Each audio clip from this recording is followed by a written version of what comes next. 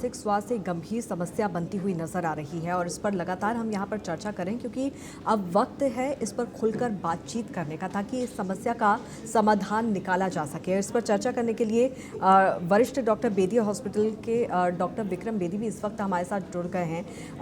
Doctor Vikram Bedi, लगातार हम इस पर चर्चा कर रहे हैं क्योंकि ये गंभीर समस्या है। अगर हम WHO की रिपोर्ट की माने तो WHO का ये कहना है कि दुनिया भर में हर 8वां इंसान इससे पीड़ित होता हुआ नजर आ रहा है। ऐसे में समझा जा सकता है कि ये समस्या अब कितना गंभीर रूप धारण कर चुकी है। लेकिन चलिए, उनसे हमारा संपर्क नहीं हो पा रहा है। डॉक्टर नरेश चावला हमारे साथ जुड़े हुए हैं। डॉक्टर साहब, जिस तरह से आपने यहाँ पर बताया कि किस तरह की यहाँ पर दिक्कतें होती हैं और क्यों ये अब जो बीमारी है, ये जो समस्या है वो तेज़ी से बढ़ती हुई नज़र आ रही है लोगों में, लेकिन इससे बचा कैसे जा सकता है? अंकिता, आपने बड़ा अच्छा सवाल पूछा है। पहले आपने पूछा था हो ज्यादा क्यों नहीं है, तो दूसरा मैं बताना पसंद करूंगा आपके सवाल से पहले कि देखो, किसको क्या पता कि इसको ये डिसीज है। उसके लिए परिवार के सदस्य उसको देखें, जो समाज के दूसरे लोग हैं।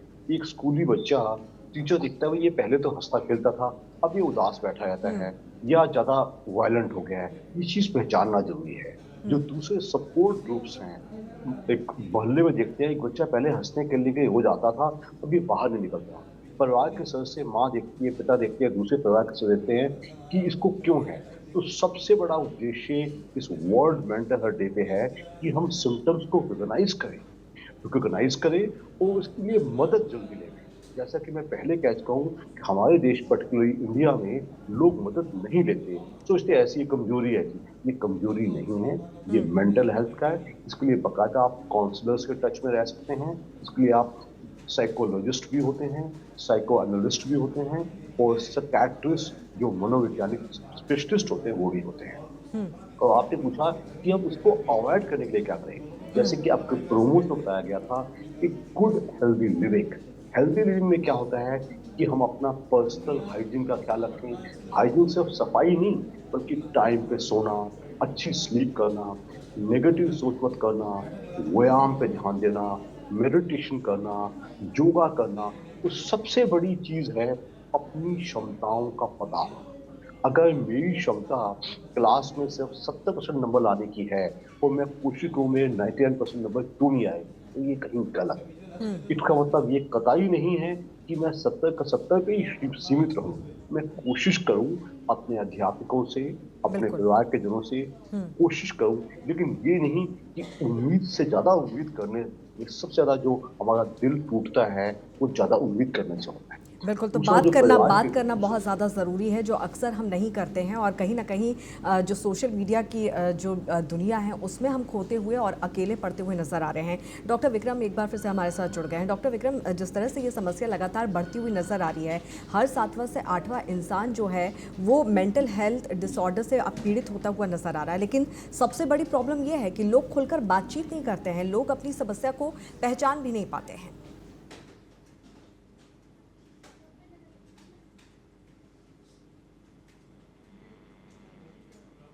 डॉक्टर बेदी, आपकी आवाज़ नहीं आ पा रही है, आप पहले अनम्यूट कर दीजिए ताकि हम आपको सुन पाएं।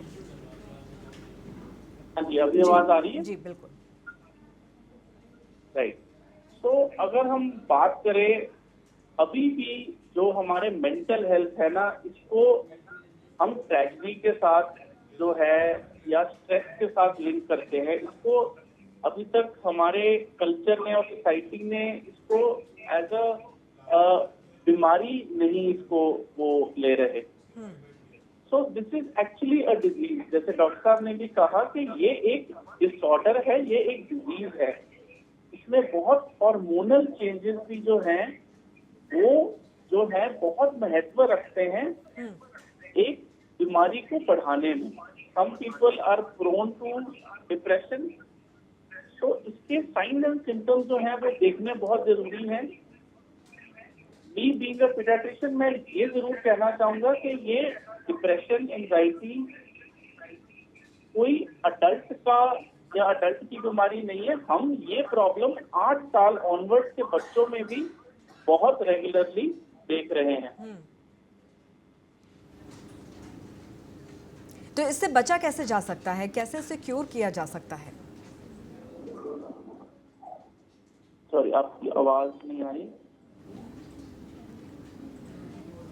चलिए, डॉक्टर नरेश चावला जी भी हमारे साथ जुड़े हुए हैं। डॉक्टर साहब, इसका इलाज कैसे किया जाए, इससे बचा कैसे जाए?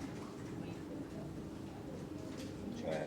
देखिए, आम आदमी कहता है कि मुझे डिप्रेशन क्यों हुआ। इसका सबसे पहला सपोर्ट है पारिवारिक सपोर्ट। घर में बच्चे हैं, बड़े हैं, बूढ़े हैं, कहीं ना कहीं सबकी एक जिम्मेदारी बनती है कि मिलजुल के रहें। जैसे घर में दो बच्चे हैं, अगर माँ या बाप एक बच्चे को टोकते रहेंगे कि तू कम अच्छा है, कम अच्छा है, तू कम होशियार है, वगैरह वगैरह, तो नुकसान होगा। तो इसके लिए प्रॉपर काउंसलिंग होना at family level, at school level, at community level बहुत जरूरी है। देखो, हम समाज में राम राज्य नहीं फैला सकते। जो राम राज्य आज से 100 साल पहले था, जब जरूरतें कम थी, हम कम खा के, कम पहन के, कम गाड़ियां चला के, कम बड़े मकान लेके खुश रहते थे। आजकल जमाना बहुत ज्यादा मटेरियलिस्टिक हो चुका है। उसमें हम देखते हैं कि जो वक्त की भागदौड़ है, उसमें कहीं ना कहीं हमें रुकना पड़ेगा। तो ये एक रोल बनता है पेरेंट्स का, टीचर्स का, समाज के सामाजिक लीडर्स का, एनजीओज का, इस दबाव को कहीं कम किया जाए। इसमें बकायदा जो हमारी देश की सरकारें हैं, जो स्टेट की सरकारें हैं, वो बकायदा मेंटल हेल्थ एडवाइजरी जाहिर कर सकती हैं, अच्छी आदतें बनाई जा सकती हैं। जैसा कि आपकी प्रोमोस में कहा गया था, हर आदमी एक अलग यूनिट है, उसको अपने आप को बैलेंस करना पड़ेगा, अपनी जरूरतों के हिसाब से, अपनी एजुकेशन के हिसाब से, अपने आसपास की चीजों के हिसाब से, which is not easy but which is not difficult also. एक आदमी आप कहोगे कि हम पिछड़े के पिछड़े रह जाएं, तो हम पिछड़े रहने के लिए किसी को नहीं कह रहे। हर आदमी को तरक्की का, प्रोग्रेस का बकायदा हक है, लेकिन अपनी क्षमता के हिसाब से। तो ये क्षमता कौन तय करेगा? ये क्षमता कोई दूसरा तय नहीं करेगा, ये क्षमता आप खुद तय करेंगे। आपका एक आईक्यू होता है, आपकी एक इंटेलिजेंस होती है, आपका एक हार्ड वर्क होता है। उसके बाद अगर आप ऐसे रहते हैं, तो मैं समझता हूँ, कोई आप सोच के देखिए, आज से 100 साल पहले, मैं ये नहीं कहता कि डिप्रेशन या एंग्जाइटी नहीं होती होगी, लेकिन आज के हिसाब से काफी कम होती होगी। क्यों? जो ये वर्ल्ड आज की टाइप में, it is progressing, it is becoming more materialistic. इसमें बिल्कुल। जो मेरे पास है, जो मीडिया दर्शाता है, उसी से मैं बड़ा आदमी बनता हूँ। बिल्कुल, और मन ऐसे की में इसकी शांति। गंभीरता को हम सबको समझना होगा, इस पर बातचीत करनी होगी और लोगों को इसके प्रति जागरूक होना भी बहुत ज़्यादा ज़रूरी है। आप दोनों का बहुत बहुत शुक्रिया